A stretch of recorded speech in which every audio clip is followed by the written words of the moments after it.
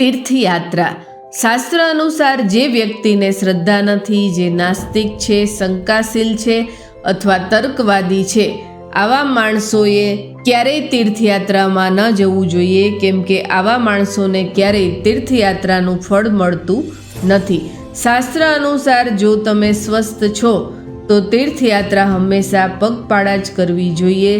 સ્વસ્થ અને યુવાન વ્યક્તિએ બળદગાડું, ઘોડાગાડી, પાલખી કે અન્ય કોઈ યાત્રાના સાધનનો ઉપયોગ ન કરવો જોઈએ. પગપાળા ચાલીને જવાથી એ યાત્રાનું 4 ગણું ફળ પ્રાપ્ત થાય છે.